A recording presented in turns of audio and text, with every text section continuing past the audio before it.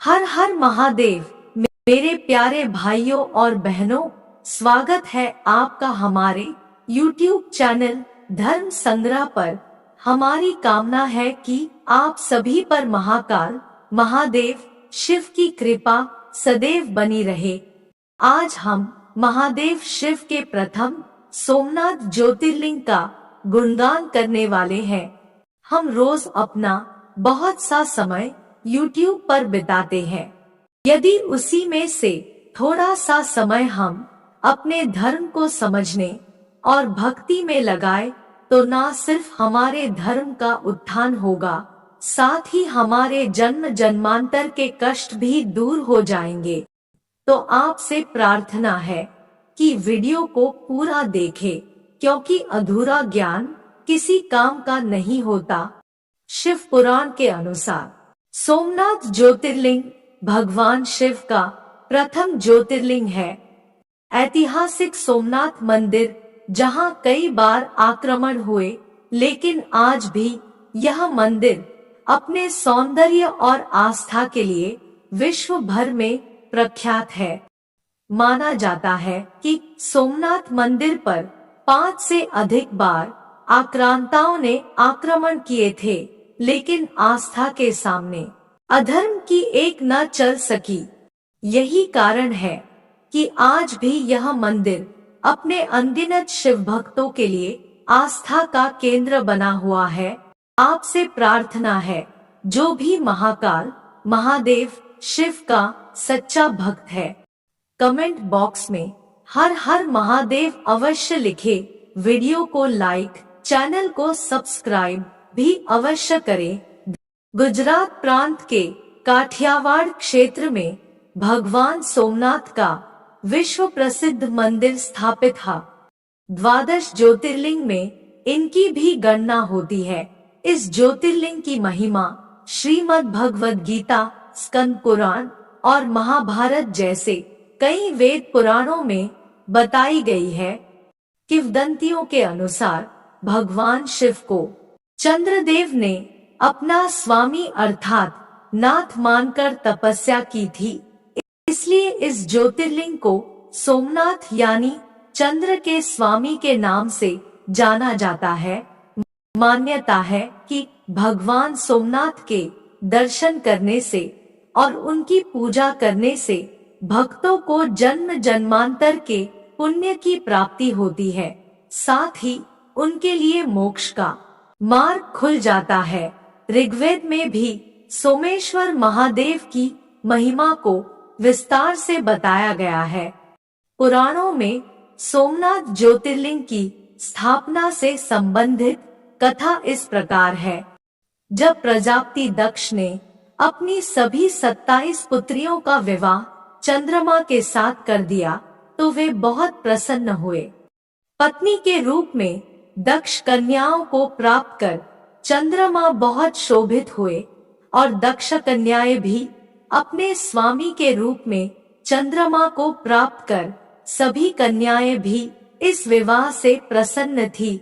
चंद्रमा को उन 27 पत्नियों में रोहिणी उन्हें सबसे ज्यादा प्रिय थी, जिसको वे विशेष आदर तथा प्रेम करते थे।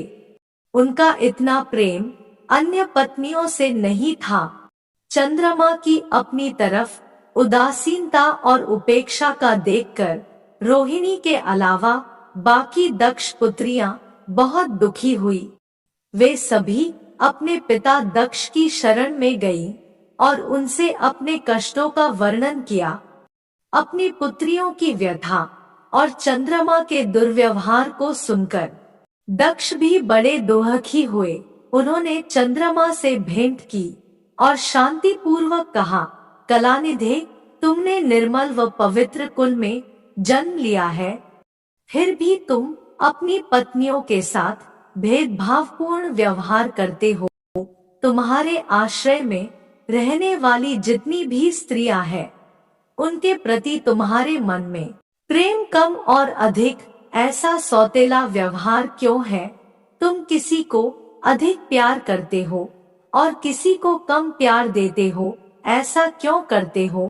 अब तक जो व्यवहार किया है वह ठीक नहीं है। फिर अब आगे ऐसा दुर्व्यवहार तुम्हें नहीं करना चाहिए। जो व्यक्ति आत्मीयजनों के साथ विषमतापूर्ण व्यवहार करता है, उसे नरक में जाना पड़ता है। इस प्रकार प्रजापति दक्ष ने अपने दामाद चंद्रमा को प्रेम पूर्वक समझाया और चंद्रमा में सुधार हो जाएगा ऐसा सोच प्रजापति दक्ष वापस लौट आए।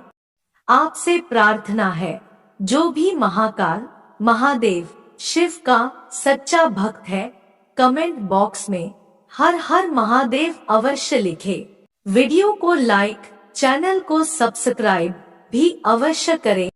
इतना समझाने पर भी चंद्रमा ने अपने ससुर प्रजापति दक्ष की बात नहीं मानी। रोहिणी के प्रति अतिशय आसक्ति के कारण उन्होंने अपने कर्तव्य की अवहेलना की तथा अपनी अन्य पत्नियों का कुछ भी ख्याल नहीं रखा और उन सभी से उदासीन रहे। दोबारा समाचार प्राप्त कर प्रजापति दक्ष बड़े दुखी हुए। वे पुनः चंद्रमा के पास आकर उन्हें उत्तम नीति के द्वारा समझने लगे। दक्ष ने चंद्रमा से न्यायोचित बर्ताव करने की प्रार्थना की। बार बार आग्रह करने पर भी चंद्रमा ने अवहेलना पूर्वक जब दक्ष की बात नहीं मानी, तब उन्होंने चंद्रमा को शाप दे दिया। दक्ष ने कहा कि मेरे आग्रह करने पर भी तुमने मेरी अवज्ञा की है, इसलिए तुम्हें क्षय रोग हो जाए।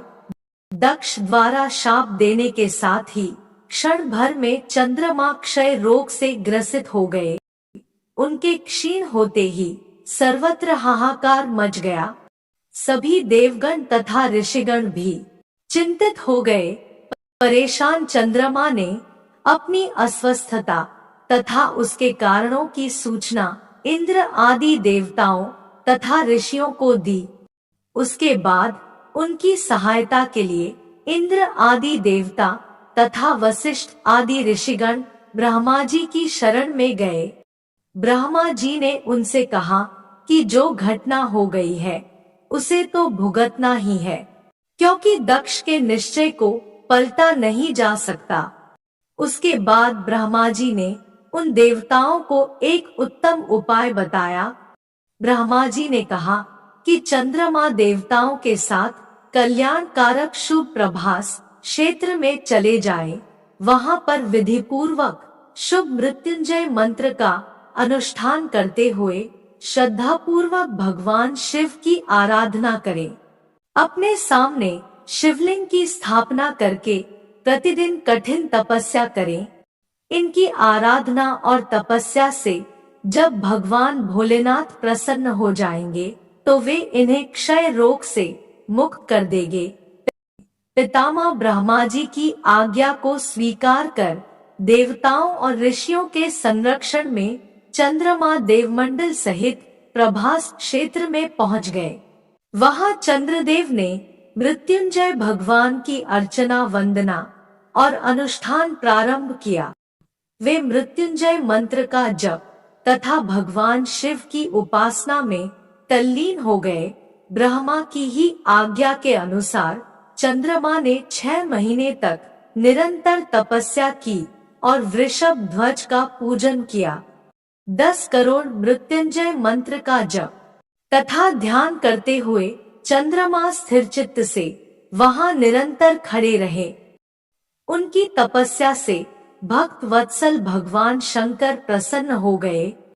उन्होंने चंद्रमा से कहा, चंद्रदेव तुम्हारा कल्याण हो। तुम जिसके लिए यह कठोर तप कर रहे हो उस अपनी अभिलाषा को बताओ। मैं तुम्हारी इच्छा के अनुसार तुम्हें उत्तम वर प्रदान करूंगा। चंद्रमा ने प्रार्थना करते हुए विनय पूर्वक कहा, देवेश्वर आप मेरे सब अपराधों को क्षमा करें और मेरे शरीर के इस क्षय रोग को दूर कर दे। भगवान शिव ने तपस्या से प्रसन्न होकर चंद्रदेव से वर मांगने के लिए कहा। इस पर चंद्रदेव ने वर मांगा कि हे भगवान आप मुझे इस श्राप से मुक्त कर दीजिए और मेरे सारे अपराध क्षमा कर दीजिए। इस श्राप को पूरी तरह से समाप्त करना भगवान शिव के लिए भी संभव नहीं था, इसलिए मध्य का मार्ग निकाला गया। चंद्रदेव, तुम्हारी कला प्रतिदिन एक पक्ष में क्षीण हुआ करेगी, जबकि दूसरे पक्ष में प्रतिदिन वह निरंतर बढ़ती रहेगी। इस प्रकार तुम स्वस्थ और लोक सम्मान के योग्य हो जाओगे। भगवान शिव का कृपा रूपी प्रसाद प्राप्त कर चंद्रदेव बहुत प्रसन्न हुए। उन्होंने भक्ति भाव पूर्वक शंकर की स्तुति की। ऐसी स्थिति में निराकार शिव उनकी दृढ़ भक्ति को देखकर साकार लिंग रूप में प्रकट हुए और संसार में सोमनाथ ज्योतिर्लिंग के नाम से प्रसिद्ध हुए। आपसे प्रार्थना है, जो भी महाकाल महादेव शिव का सच्चा भक्त है, कमेंट बॉक्स में हर हर महादेव अवश्य लिखे। वीडियो को लाइक, चैनल को सब्सक्राइब भी अवश्य करें। धन्यवाद।